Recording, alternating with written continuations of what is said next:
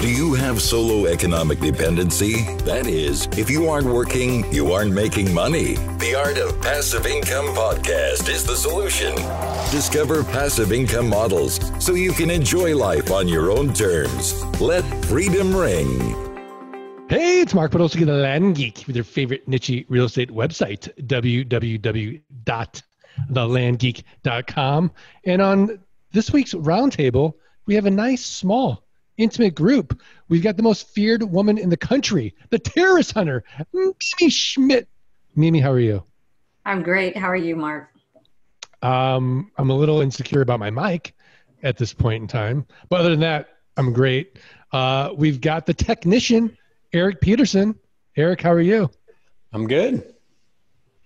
Really good. Really good. Good to see you. And of course, we got the Big Papa, Tate Litchfield.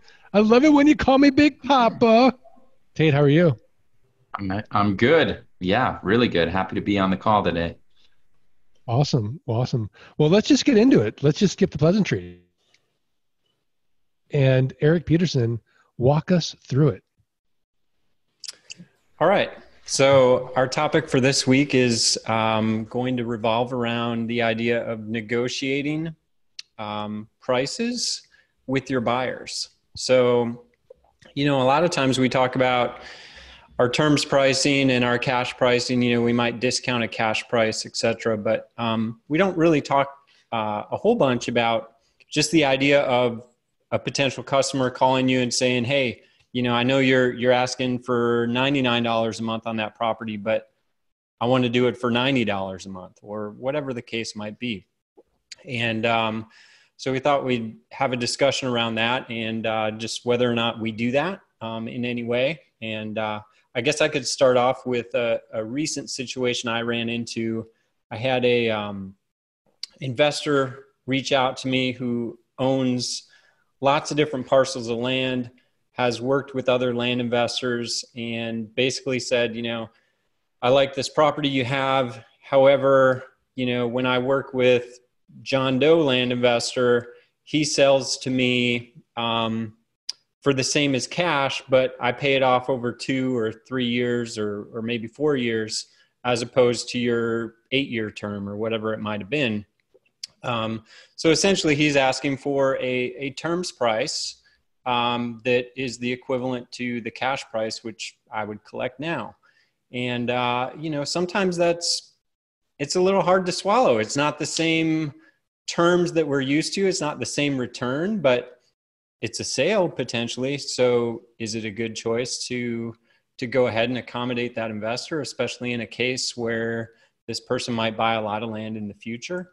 I think so, but I thought we could talk about that. I think it's a really good topic. And let's just go to somebody who won't negotiate with terrorists, Mimi Schmidt. Mimi.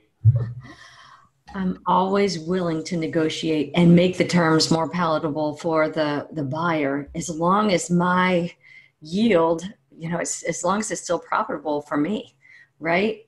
I had someone today, particularly if they want to, pay a little more cash up front, right? If they make sure they give me 20% cash up front instead of 10, I'm all for that. But definitely, if they want to pay $199 versus $99, that's fine with me. I just have to run it through the yield calculator and make sure it's not below about 80. So what if they want to pay 85 rather than 99? Oh, definitely. I'll go for that and make it a longer term. And it depends upon how much down they're going to put down too, right? So they want to put a couple $100 down and then to go to $85 a month, I'm all for it. Nothing wrong with that. Big Papa, you got a skeptical look on your face. You're really noodling on this hard. I am, because I'm kind of viewing this as two different questions. And the first question is my monthly payment, negotiable? Let's say I'm looking for 100 and he comes back and says, hey, I want to do 85. As long as the numbers make sense, I'd accommodate that. But I don't think I'd ever take, say, my cash price and discount it or owner finance the cash price over a shorter period of time. That's where I'm struggling with it, because right. Ditto.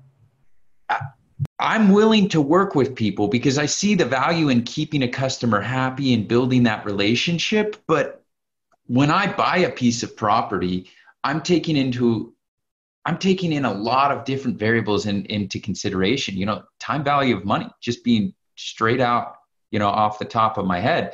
That's something that if I invest $1,000, I know that on every other property, that 1,000 should yield, $3,000 to $4,000 in profit.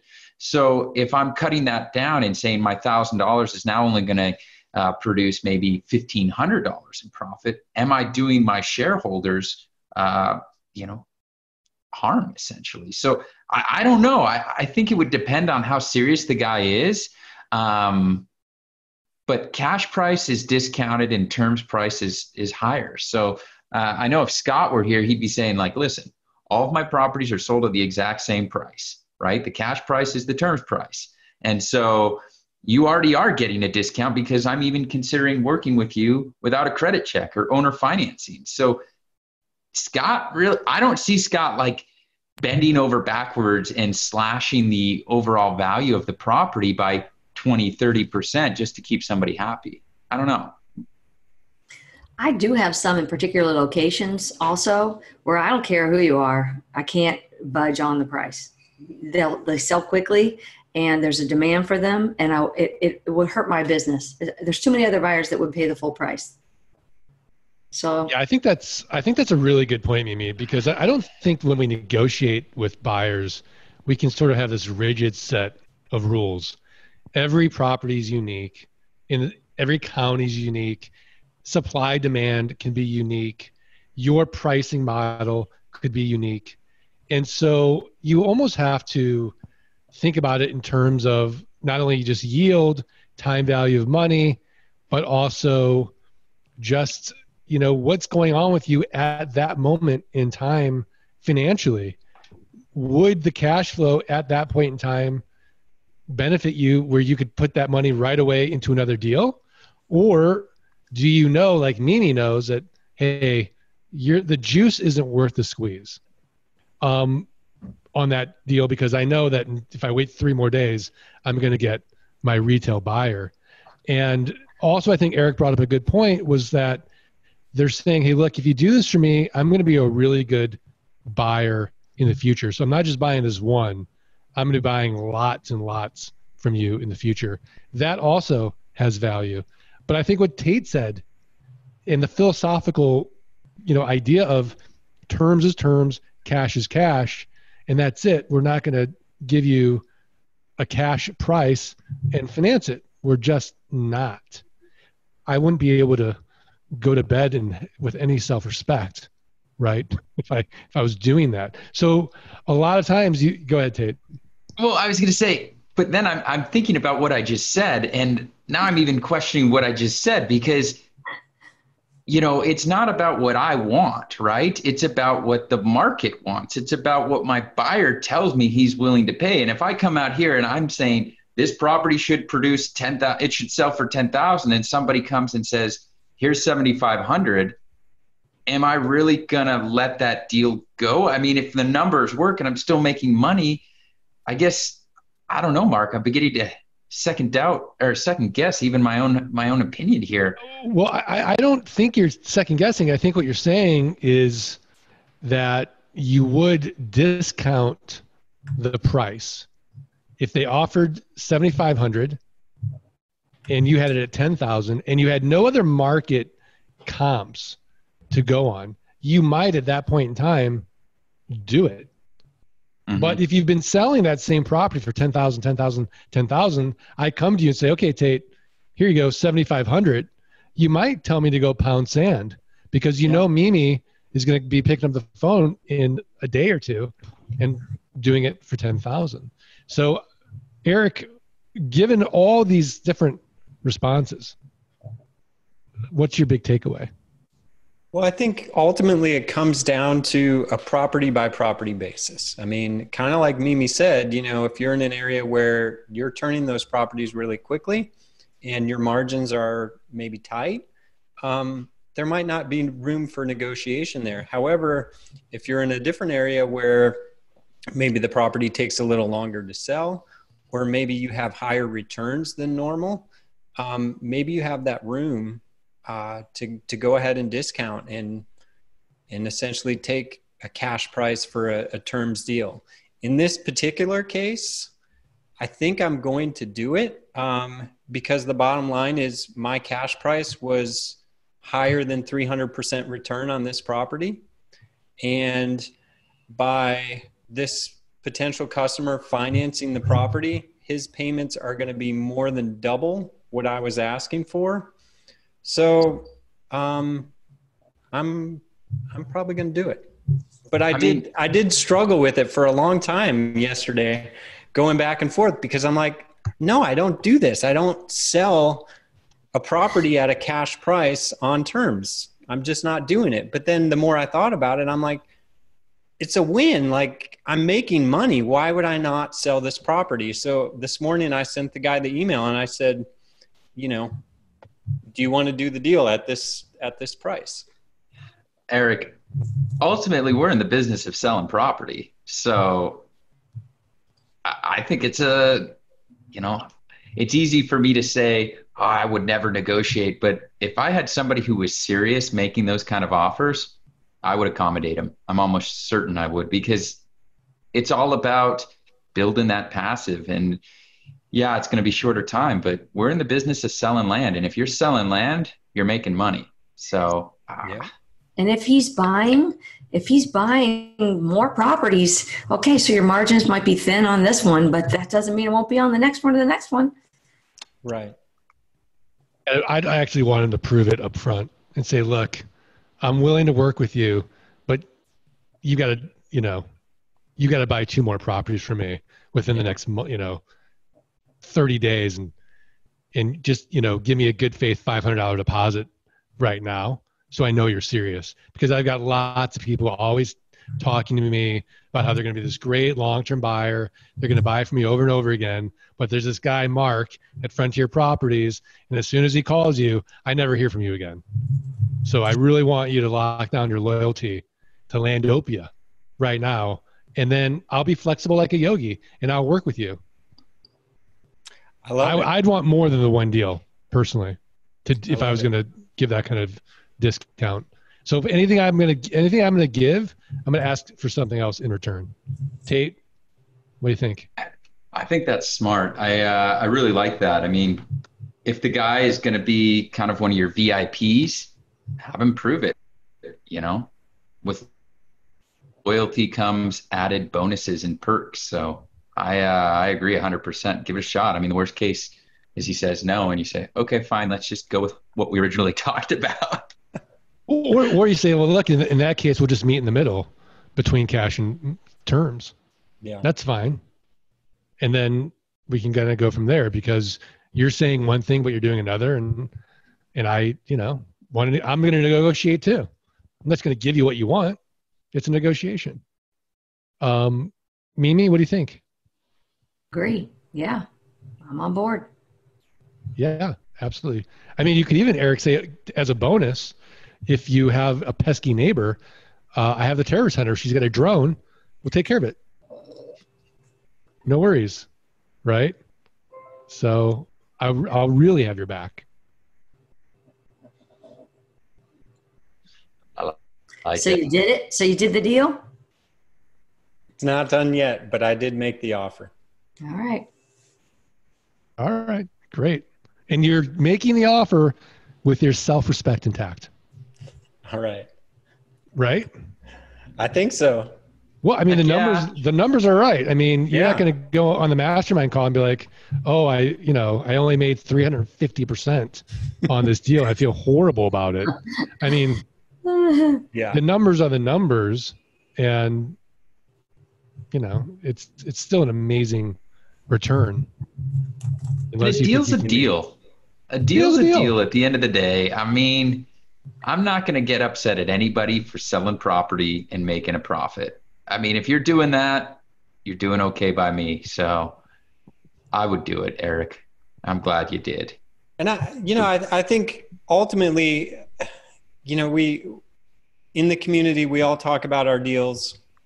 And we don't ever really talk about, do we negotiate those at all? And I think it's important that the community does know that there is a time where it does make sense to negotiate. You don't always have to stick to those numbers. Don't walk away from a good sale just because you're not going to make that desired percentage. As long as you're going to make a decent profit, it's worth accepting and moving forward.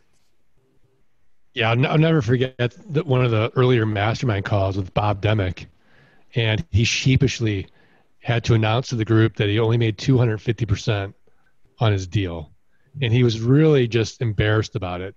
And we're like, no, that's amazing. It's 250%. Like, where else are you getting that kind of return on your money? He's like, well, yeah, but you guys are always making, 300 to 1,000%. Like, no, it's not always that way. So I think the moral of the story is you have to be flexible in business. Yeah? Yeah. All right. Well, I just want to remind the listeners that today's podcast is sponsored by Flight School. Learn more. Go to landgeek.com/training. Wouldn't it be great if you could start working this business in 14 weeks with your Sherpa, Scott Todd, taking you up the mountain of land investing step by step, making sure that you get up there quickly, efficiently, safely? That's what Flight School is all about. Again, learn more at thelandgeek.com/training. Schedule a call with the Zen Master Mike Zano or the Nightcap Meister, the Dude Buddy, Scott Bossman. All right. So Tate had an interesting mastermind call last week that he's going to extend to everyone. Tate, what's going on? Yeah. So last week on the mastermind call, I challenged all of our attendees to tell me how many properties they were going to sell between that Wednesday and October 11th. And, just as an example, we had, people saying as many as 2 or as many as 7. So like John Burnett, he came out and said, I'm going to sell 7 properties in the next basically 30 days.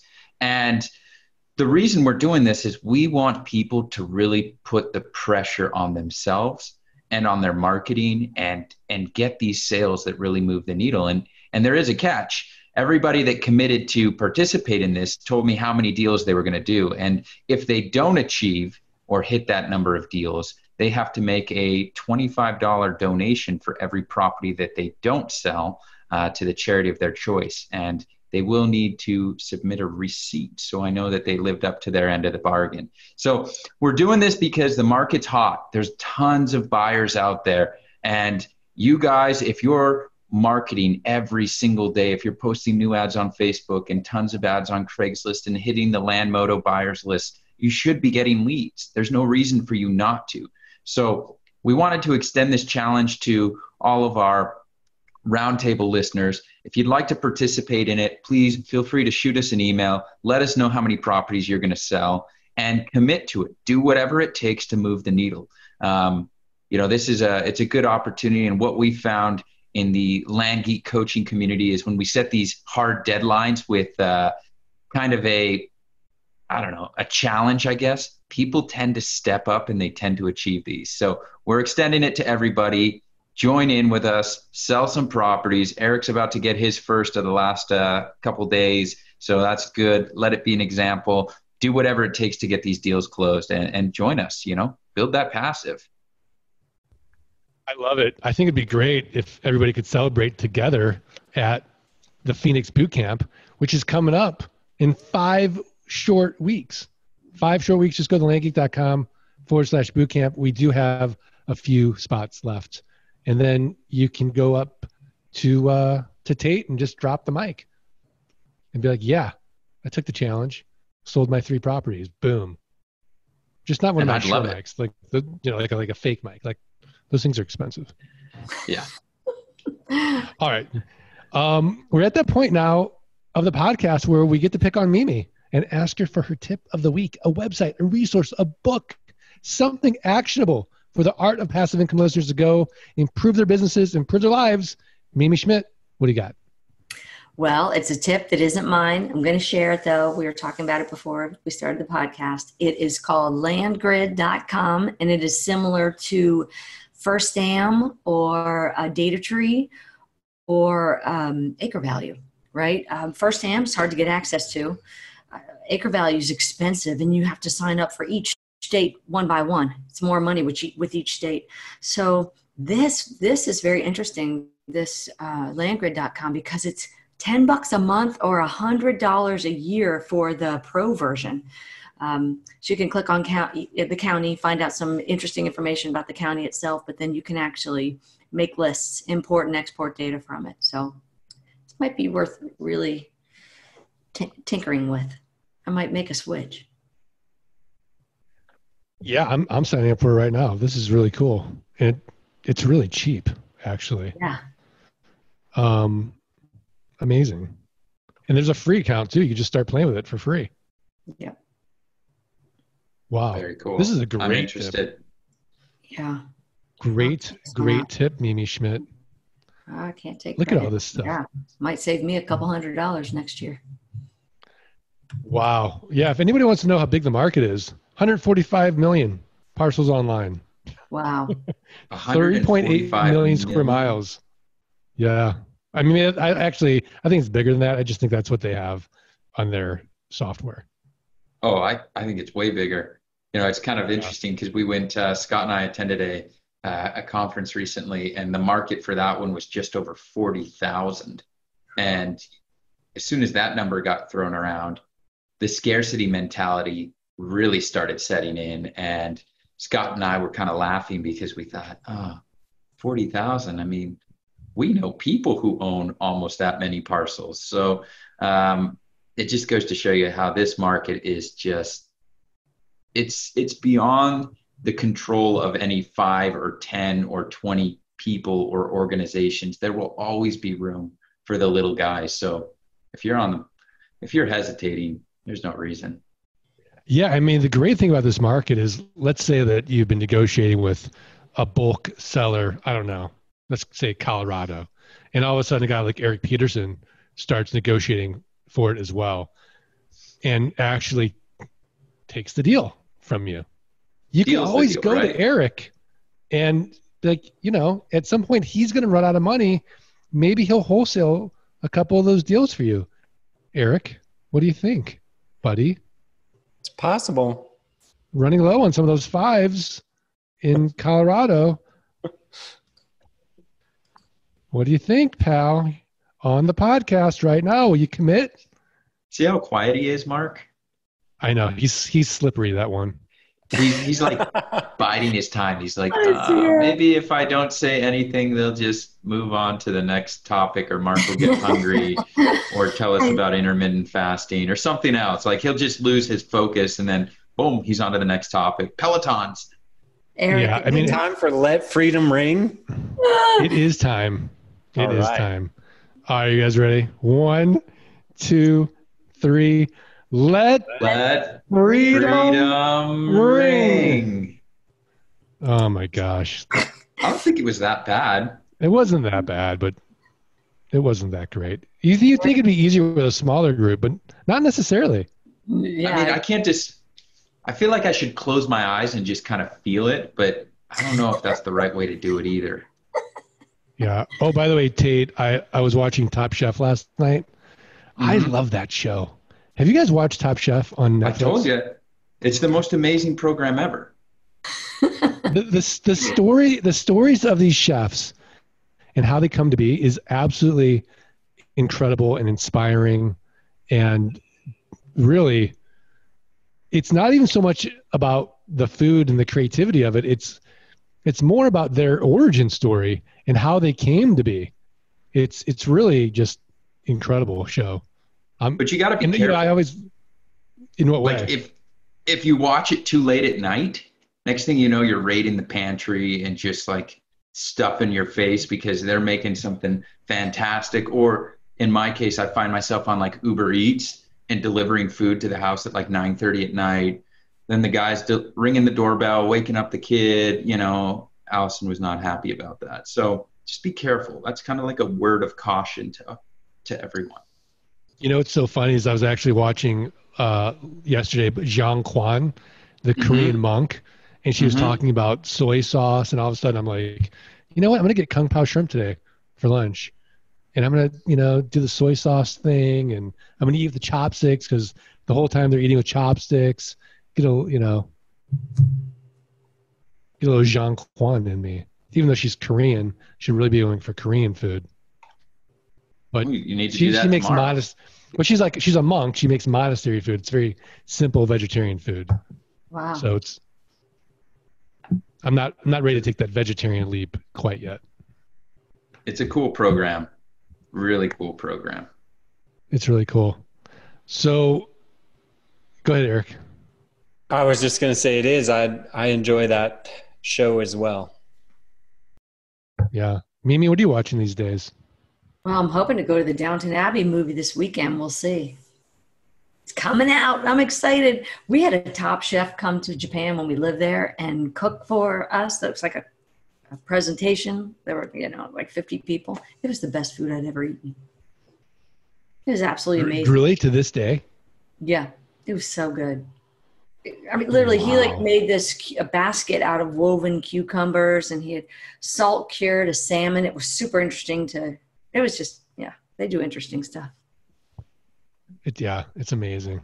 Yeah. But incredible stuff. I'm hoping to see Downton Abbey. We'll see. Did you watch the entire season? Like all the seasons? Yes, I did. See, once it started getting real dark and I couldn't watch it anymore. I think season 3 I stopped, but I'd love to watch the movie. Yeah, it's good. The two grannies are funny. The way they take jabs at one another, it's hilarious. It's good. Yeah, I quoted Downton Abbey the other day on Facebook for Labor Day, because there's like that scene where, one of the laborers says to the royalty, one of the grandmothers, "Hey, have a great weekend." And she says, "What's a weekend?" Yeah.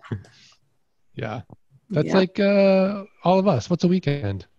Our Saturdays and Mondays are the same. Yep. Yeah.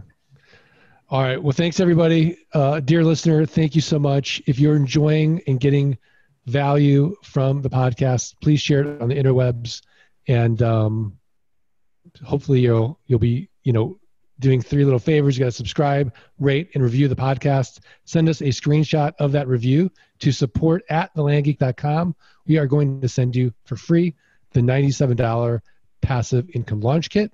And if you just put in the subject line, listen to the bonus material, because this is actually the bonus material after the official podcast, we're going to send you our wholetailing course, How to Flip Land 30 Days or Less and Double Your Money 30 days or less, for free as well.